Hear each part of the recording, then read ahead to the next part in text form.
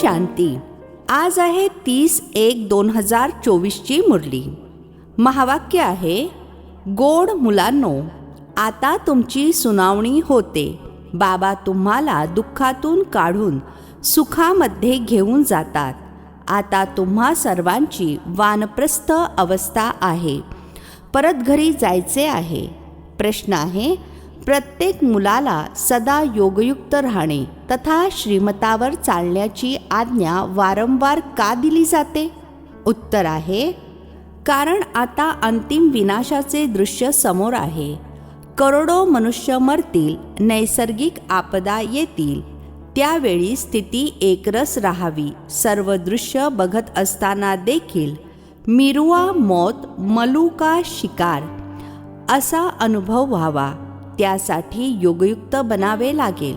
श्रीमतावर चालणारी योगी मुलेच मजेत राहतील. त्यांच्या बुद्धीमध्ये असेल की आपण तर जुने शरीर सोडून आपल्या स्वीट होममध्ये जाणार. ओम शांती. रुहानी बाबा बसून रुहानी मुलांसोबत रूहरिहान करतात अथवा आत्म्यांना समजावून सांगतात, कारण आत्म्यांनी भक्ती मार्गामध्ये खूप आठवण केली आहे. सर्वजण आशिक आहेत त्या एका माशूकचे. त्या माशूक शिवबाबांचे चित्र बनवले आहे. त्याची बसून पूजा करतात, परंतु त्यांच्याकडे काय मागायचे असते हेच माहीत नाही आहे. पूजा तर सर्वजण करतात. शंकराचार्य देखील पूजा करतात. सर्वजण त्यांना मोठे समजतात.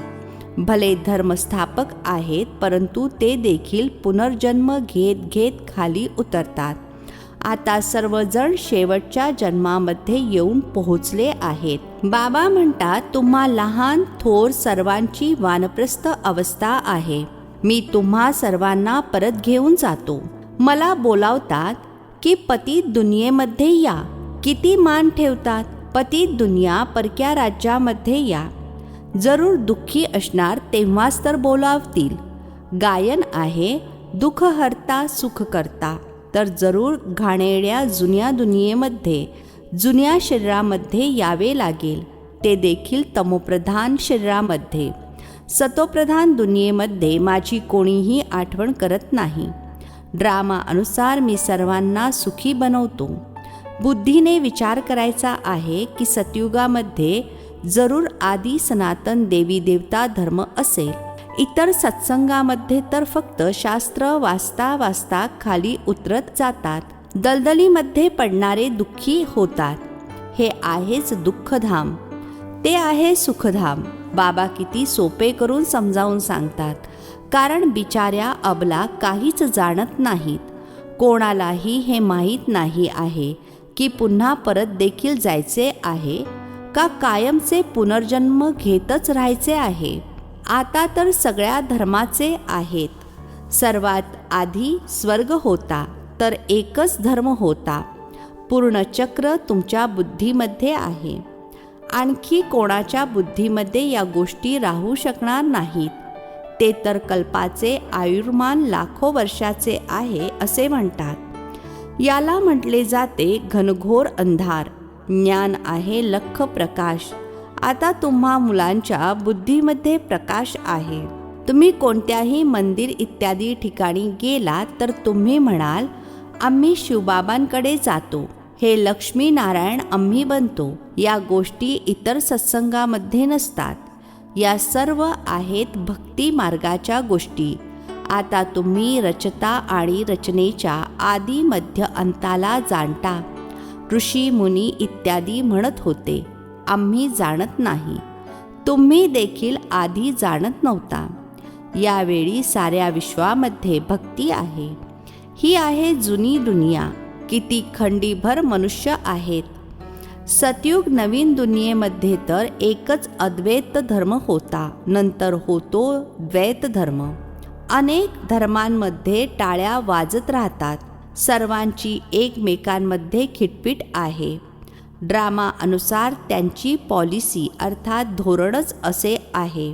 कुणालाही वेगळे केले तर लढाई होते, पार्टिशन होतात. मनुष्य बाबांना न जाणल्या कारणाने पत्थरबुद्धी बनले आहेत. आता बाबा समजावून सांगत आहेत की देवी देवता धर्मच प्रायः लोप झाला आहे. असा एकही नाही ज्याला हे माहिती असेल की यांचे अर्थात लक्ष्मीनारायणाचे देखील राज्य होते. तुम्ही आता समजता की आपण देवता बनत आहोत. शिवबाबा आता आमचे ओबिडियंट सर्वंट अर्थात आज्ञाधारक सेवक बनले आहेत.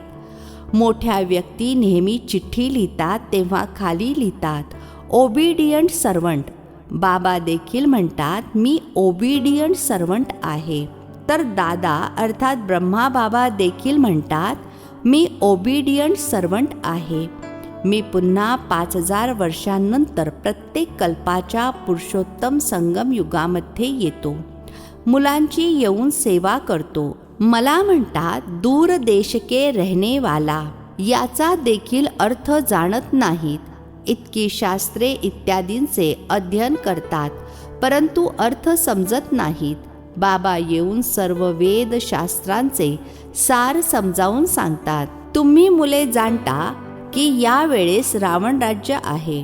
मनुष्य पतित बनत जातात. हा देखील ड्रामा बनलेला आहे. तुम्हा मुलांना दोजक अर्थात नरकामधून काढून बहिष्ट अर्थात स्वर्गामध्ये घेऊन जातात. त्यांनाच गार्डन ऑफ अल्लाह म्हणतात. कलयुगामध्ये आहे काट्यांचे जंगल. संगम युगावर फुलांचा बगीचा बनत आहे. मग तिथे सतयुगामध्ये तुम्ही सदैव सुखी राहता. एवर हेल्दी एवर वेल्दी बनता. अर्धा कल्प सुख मग अर्धा कल्प दुःख. हे चक्र फिरतच राहते. याचा अंत होत नाही. सर्वात मोठे बाबा येतात आणि सर्वांना शांतीधाम सुखधाममध्ये घेऊन जातात. तुम्ही जेव्हा सुखधाममध्ये जाता तेव्हा बाकी सर्वजण शांतीधाममध्ये राहतात. अर्धे कल्प आहे सुखाचे, अर्धे कल्प आहे दुःखाचे. त्यात देखील सुख जास्त आहे. जर अर्धे अर्धे असले असते तर त्याची चव काय येणार. भक्ती मार्गामध्ये देखील खूप श्रीमंत होतो. आता तुम्हाला आठवते आहे की आपण किती श्रीमंत होतो. खूप श्रीमंत असणाऱ्यांचे जेव्हा दिवाळे निघते तेव्हा त्यांना आठवण येते की आपल्याजवळ काय काय होते, किती धन होते. बाबा समजावून सांगत आहेत भारत श्रीमंत होता, स्वर्ग होता. आता बघा किती गरीब आहे. गरिबांचीच दया येते. आता एकदम कंगाल झाले आहेत. भीक मागत आहेत. जे सॉल्वंट अर्थात पावन होते ते आता इनसॉल्वंट अर्थात पतित बनले आहेत. हे देखील नाटक आहे. बाकी जे काही धर्म येतात ते बायप्लॉट आहेत. किती धर्मांच्या मनुष्यांची वृद्धी होत राहते. भारतवासियांचे 84 जन्म आहेत. एका मुलाने बाकी इतर धर्मांचा हिशोब काढून पाठवला होता. परंतु या गोष्टींमध्ये जास्त जाण्यात काही फायदा नाही. हा देखील वेस्ट ऑफ टाईम आहे. इतका वेळ जर बाबांच्या आठवणीमध्ये राहिले असते तर कमाई झाली असती. आपली तर मुख्य गोष्ट आहे आपण पूर्ण पुरुषार्थ करून विश्वाचा मालक बनावे. बाबा म्हणतात तुम्हीच सतोप्रधान होता, तुम्हीच तमोप्रधान बनले आहात. 84 जन्म देखील तुम्हीच घेतले आहेत. आता पुन्हा परत जायचे आहे. बाबांकडून वारसा घ्यायचा आहे. तुम्ही अर्धा कल्प बाबांची आठवण केलीत. आता बाबा आले आहेत. तुमची सुनावणी होते. बाबा तुम्हाला पुन्हा सुखधाममध्ये घेऊन जातात. भारताच्या उत्थान आणि पतनाची देखील जशी ही एक कहाणी आहे. आता ही आहे पतित दुनिया. संबंध देखील जुना आहे. आता पुन्हा नवीन संबंधांमध्ये जायचे आहे. यावेळी सगळे ॲक्टर्स हजर आहेत. यामध्ये कोणताही बदल होऊ शकत नाही. आत्मा तर अविनाशी आहे. किती खंडीभर आत्मे असतील त्यांचा कधीही विनाश होत नाही. इतक्या करोडो आत्म्यांना अगोदर परत तर जायचे आहे. बाकी सर्वांची शरीरे तर नष्ट होतात म्हणून होळी देखील साजरी करतात. तुम्ही जाणता आपणच पूज्य होतो मग पुजारी बनलो. आता पुन्हा पूज्य बनत आहोत. तिथे हे ज्ञान असणार नाही. आणि ना ही शास्त्रे इत्यादी असणार. सर्व काही नष्ट होणार आहे. जे योगयुक्त असतील, श्रीमतावर चालणारे असतील, ते सर्व काही बघतील. कसे भूकंपामध्ये सर्व काही खलास होते.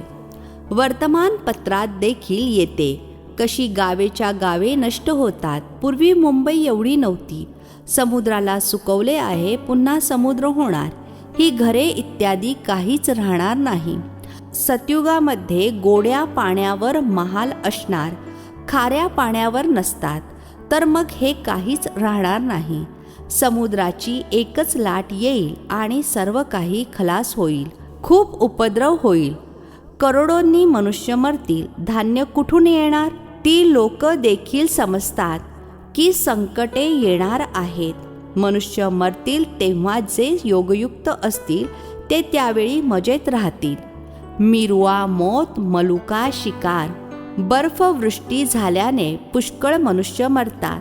खूप नैसर्गिक आपदा येतील. हे सर्व काही नष्ट होणार. याला म्हटले जाते नैसर्गिक आपदा. दैवी आपदा म्हणणार नाही. ईश्वराला दोष कसा देणार? असे देखील नाही की शंकराने नेत्र उघडला आणि विनाश झाला. या सर्व आहेत भक्ती मार्गाच्या गोष्टी. मुसळांविषयी देखील शास्त्रांमध्ये लिहिलेले आहे. तुम्ही जाणता या मिसाईल्सद्वारा कसा विनाश करतात. कसे आग, गॅस, विष इत्यादी सर्व त्यामध्ये टाकतात. बाबा समजावून सांगत आहेत, शेवटाला सर्वजण एका फटक्यात मरणार. कोणी मुले इत्यादी देखील दुःखी होऊ नयेत म्हणून नैसर्गिक आपदांनी पटकन मरतील. हा सर्व पूर्वनियोजित ड्रामा आहे. आत्मा तर अविनाशी आहे. कधी विनाश होत नाही आणि ना कधी लहान मोठी होत. सर्व शरीरे इथेच खलास होणार. बाकी सर्व आत्मे स्वीट होममध्ये निघून जातील. बाबा कल्पकल्प येतात संगम युगावर. तुम्ही देखील या पुरुषोत्तम संगम युगावरच उच्चते उच्च बनता. वास्तविक श्री श्री शिवबाबांना आणि श्री या देवतांना म्हटले जाते. आजकाल तर बघा सर्वांना श्री श्री म्हणत राहतात. श्रीमती, श्री अमका. आता श्रीमत तर एक बाबाच देतात. विकारांमध्ये जाणे हे काय श्रीमत आहे का? ही तर आहेच भ्रष्टाचारी दुनिया. आता गोड गोड मुलांना बाबा म्हणतात, माझी आठवण करा तर खाद निघून जाईल. गृहस्थ व्यवहारामध्ये राहात कमलपुष्प समान पवित्र रहा. आपल्याला आता विश्वाच्या आदी मध्य अंताच्या चक्राचे ज्ञान मिळाले आहे. परंतु हे अलंकार तुम्हाला देऊ शकत नाही. आज तुम्ही स्वतःला स्वदर्शन चक्रधारी समजता आणि उद्या मायेने थप्पड मारले तर डोक्यातून ज्ञानच निघून जाते. म्हणून तुम्हा ब्राह्मणांची माळा देखील बनू शकत नाही. माया थप्पड मारून खूप जणांना खाली पाडते तर त्यांची माळा कशी बरे बनणार? दशा बदलत राहतात. रुद्र माळ ठीक आहे, विष्णूची माळा देखील आहे. बाकी ब्राह्मणांची माळा बनू शकत नाही. तुम्हा मुलांना डायरेक्शन देत आहेत की देहासहित देहाचे सर्व धर्म सोडून मामेकम अर्थात मज एकाची आठवण करा. बाबा तर निराकार आहेत. त्यांना आपले शरीर तर नाहीये आणि आले देखील आहेत यांच्या अर्थात ब्रह्माबाबांच्या वानप्रस्थ अवस्थेमध्ये. जेव्हा वयाची 60 वर्ष पूर्ण होतात, वानप्रस्थ अवस्थेमध्येच गुरु केला जातो. मी तर आहे सद्गुरू, परंतु गुप्त वेशामध्ये. ते आहेत भक्तीवाले गुरु, मी आहे ज्ञान मार्गवाला. प्रजापिता ब्रह्माला बघा किती खंडीभर मुले आहेत. बुद्धी हदमधून निघून बेहदमध्ये गेली आहे. मुक्तीमध्ये जाऊन परत जीवन मुक्तीमध्ये येतात. आधी तुम्ही येता, बाकीचे नंतर येतात. प्रत्येकाला आधी सुख आणि नंतर दुःख भोगावे लागते. हा वर्ल्ड ड्रामा अर्थात विश्व नाटक आहे. तेव्हाच तर म्हणता, अहो प्रभू तेरी लीला. तुमची बुद्धी वरपासून खालपर्यंत फेऱ्या मारत राहते. तुम्ही आहात लाईट हाऊस, रस्ता दाखविणारे. तुम्ही बाबांची मुले आहात ना. बाबा म्हणतात, माझी आठवण करा तर तुम्ही तमोप्रधानापासून सतोप्रधान बनाल. ट्रेनमध्ये देखील तुम्ही समजावून सांगू शकता, बेहदचे बाबा स्वर्गाचे रचयिता आहेत. भारतामध्ये स्वर्ग होता, बाबा येतातच भारतामध्ये. शिवजयंती देखील भारतामध्येच साजरी केली जाते, परंतु केव्हा साजरी केली जाते हे कोणीही जाणत नाहीत. तिथी तारीख दोन्ही नाही आहेत, कारण गर्भातून जन्म घेत नाहीत. बाबा म्हणतात, स्वतःला आत्मा समजा. तुम्ही अशरीरी आला होता, पवित्र होता, परत अशरीरी होऊन जाणार. मामेकम अर्थात मज एकाची आठवण करत राहा, तर पापे नष्ट होतील. अच्छा, गोड गोड खूप खूप वर्षांनंतर भेटलेल्या मुलांप्रती मातपिता बापदादांची प्रेमपूर्वक आठवण आणि सुप्रभात. आत्मिक पित्याचा आत्मिक मुलांना नमस्ते. आम्हा आत्मिक मुलांचाही आत्मिक पित्याला नमस्ते. धारणेसाठी मुख्य सारांश आहे. पहिला पॉईंट आहे, लाईट हाऊस बनून सर्वांना रस्ता सांगायचा आहे. बुद्धी हदमधून काढून बेहदमध्ये लावायची आहे. स्वदर्शन चक्रधारी बनायचे आहे. दुसरा पॉईंट आहे, आता परत घरी जायचे आहे, म्हणून या वानप्रस्थ अवस्थेमध्ये सतोप्रधान बनण्याचा पुरुषार्थ करायचा आहे. आपला वेळ वाया घालवायचा नाही. आजचे वरदान आहे, संबंध संपर्कामध्ये येताना डायमंड बनून डायमंडला पाहणारे डागरहित डायमंड भव. संबंध संपर्कामध्ये येताना डायमंड बनून डायमंडला पाहणारे डागरहित डायमंड भव. स्पष्टीकरण आहे, बाप दादांचे श्रीमत आहे की डायमंड बनून डायमंडला पहा. भले कोणती आत्मा काळा कोळसा एकदम तमोगुणी असेल, परंतु तुमची दृष्टी पडल्याने त्याचा काळेपणा कमी व्हावा. अमृत वेलेपासून रात्रीपर्यंत जितक्यांच्या संबंध संपर्कामध्ये याल, फक्त डायमंड बनून डायमंडला बघत राहा. कोणत्याही विघ्न अथवा स्वभावाच्या वश होऊन डायमंडवर डाग लागू नये. भले अनेक प्रकारच्या परिस्थितींची विघ्ने येतील, परंतु तुम्ही असे पॉवरफुल बना की त्याचा प्रभाव पडू नये. स्लोगन आहे, मन आणि बुद्धीला मनमतापासून सदैव मुक्त ठेवणारेच आज्ञाधारक आहेत. मन आणि बुद्धीला मनमतापासून सदैव मुक्त ठेवणारेच आज्ञाधारक आहेत. अव्यक्ती सायलेन्सद्वारे डबल लाईट फरिश्ता स्थितीचा अनुभव करा. स्पष्टीकरण आहे, जसे अवकाशयानवाले उंचावर असल्याकारणाने पूर्ण पृथ्वीवरील जिथला पण फोटो काढू इच्छितात तो काढू शकतात, तसे सायलेन्सच्या शक्तीद्वारे अंतर्मुक्तेच्या गुहेमध्ये बसून सायलेन्सची खोलवर अनुभूती करा. ही अनुभूती डबल लाईट फरिश्ता बनवेल. अच्छा, ओम शांती. नवनवीन मराठी व्हिडिओज प्राप्त करण्यासाठी सबस्क्राईब करा मराठी गॉडलीवूड चॅनलला.